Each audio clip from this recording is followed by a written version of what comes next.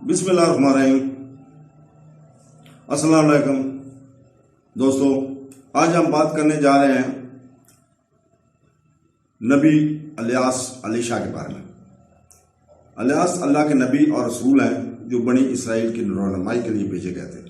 قرآن میں الیاسا کا ذکر 2 مرتبہ ایک عظیم نبی کے طور پر کیا گیا اور ساتھ ہی انبیاء کے ساتھ دونوں بار ذکر کیا گیا۔ مسلمانوں کی طرف سے انہیں الیہ کے جانشین کے طور پر اعزاز حاصل ہے۔ الیشا عبرانی نژاد کا صنفی غیر جانبدار نام ہے جو عقیدت اور فرض شناسی سے متاثر ہے۔ وہ 800 قبل مسیح میں پیدا ہوا تھا۔ 900 قبل مسیح میں سامریہ میں 90 سال کی عمر میں وفات پائے۔ حضرت عیسی کو بھی کہا جاتا ہے کہ الشیخ بنی اسرائیل کے رہنمائی کے لیے اللہ تعالیٰ کے انبیاء میں سے ایک تھے۔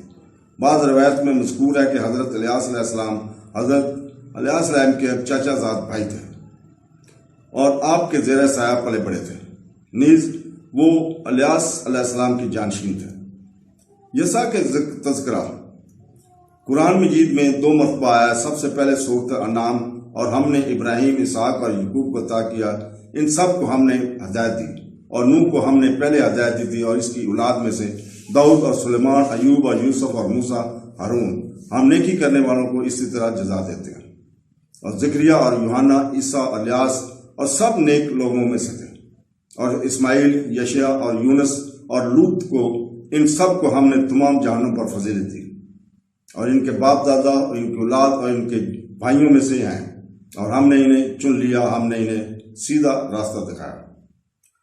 تو دوستو، سورہ صاد میں اللہ تعالیٰ فرماتا ہے، اور اسماعیل، الشع اور ذوالکفیل کو یاد کرو، اور یہ سب نمایاں لوگوں میں سے ہیں۔ یہ ایک یاد دہانی ہے، اور بے شک پرہیزگاروں کے لیے واپسی کی اچھی جگہ ہمیشہ کے لیے باغات جن کے دروازے ان کے لیے کھولے جائیں گے۔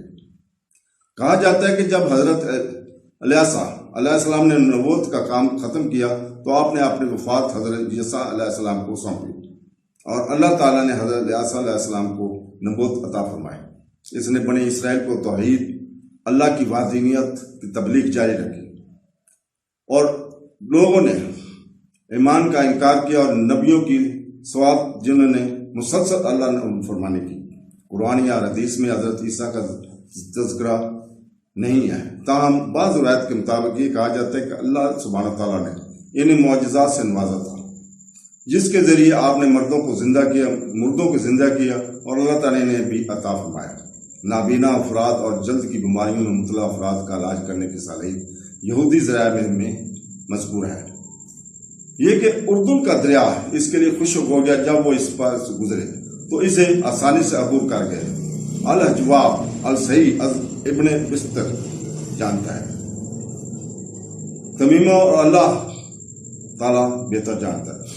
حضرت عیسیٰ علیہ السلام سے 800 سال پہلے تک حضرت الیاس علی شاہ نے نبوت کا سلسلہ جاری رکھا۔